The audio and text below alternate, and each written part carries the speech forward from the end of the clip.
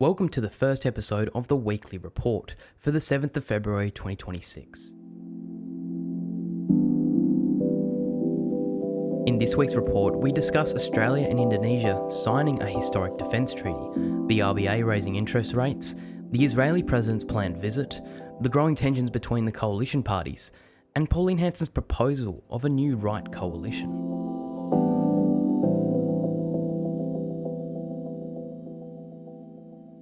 Australia and Indonesia have formalised a major security treaty, committing the two nations to increase security consultation and to consider joint responses to threats. Prime Minister Anthony Albanese and Indonesian President Prabowo Subianto signed the treaty yesterday. The agreement outlines that both countries will consult regularly regarding matters affecting their common security and develop further cooperation that benefits Indonesia, Australia and the region. The treaty outlines that both countries will consult if either faces adverse challenges to their common security interests, and if appropriate, consider measures which might be taken either individually or jointly in response. This follows the previous PUPAC treaty signed with Papua New Guinea last year, which is seen as strengthening ties with our immediate neighbours in the region from outside threats.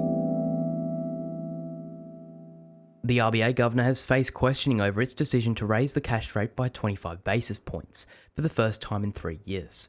Michelle Bullock attributed the rise of inflation to strong employment figures, a rise in real incomes, and government spending, but fell short of blaming the federal government for its fiscal policy decision. The governor stated it was not her place to comment on the government's actions, but confirmed that its spending was a component of the expansion of aggregate demand, and that it had been running ahead of supply at the moment, prompting the RBA to tighten monetary policy to bring the economy back into balance. When questioned over Australia being only one of two countries in the developed world to raise rates, the governor reminded MPs of the bank's decision to use a different strategy than other OECD countries, with a focus on keeping unemployment low coming out of the COVID lockdowns. Ms Bullock and her senior leadership team have also confirmed cost of living pressures were expected to remain until 2028, with the rate increase to impact mortgage holders and everyday consumers for the foreseeable future, with a second rate hike not ruled out by the bank. The New South Wales government has announced special arrangements are to be made for Israeli President Isaac Herzog's upcoming visit to Australia, including an increase in police presence, powers and fines for non-compliance. Premier Chris Minns stated the provisions were to keep people safe and lowering the temperature in Sydney, ensuring it remains calm and orderly. From tomorrow, Herzog will make a 5-day visit, meeting with federal leaders and the victims of the Bondi terror attack. In response, protests have been planned across Australia's capitals and regional cities, including a major demonstration in Sydney on Monday.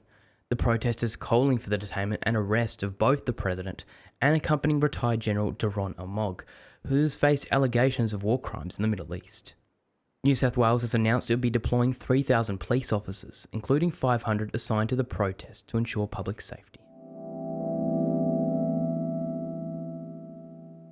Nationals leader David Littleproud has rejected Susan Lay's offer to reform the coalition, opting to remain on the backbench for 2 weeks, rather than address the Liberals' non-negotiable conditions for a coalition reunion.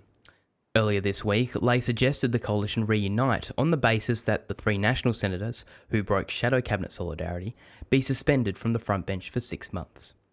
While the Nationals had indicated that the latter request could be acceptable, it outlined that its re-entry into the coalition would involve the National Party's right to veto future shadow cabinet decisions. Lay has yet to respond to the counter-offer, but must decide whether to extend negotiations or follow through with her ultimatum to permanently replace the National frontbenchers with Liberals by Monday. One Nation leader Pauline Hanson has opened up discourse on a potential right coalition between the Liberals and Nationals at the next election, with Pauline conceding her party's ability to form government outright. Recent modelling from Demos AU projects One Nation could potentially win 29 to 35 seats in the lower house, while the Liberals between 9 to 18 and the Nationals at 5. On Sky, David Littleproud responded, refusing to rule out the possibility in the future, but has described such a coalition as purely hypothetical at the moment. Hanson has described the agreement as the only way forwards for her party, suggesting an electoral peak and confinement outside of the cities. That's all for the news this week, and we'll see you next Saturday. This podcast was produced under Slam News by TDMG. This episode was written by Heath Clark, edited by Taylor Connell, and produced by an external contractor. Thank you for listening, and we'll be back soon with the next weekly report.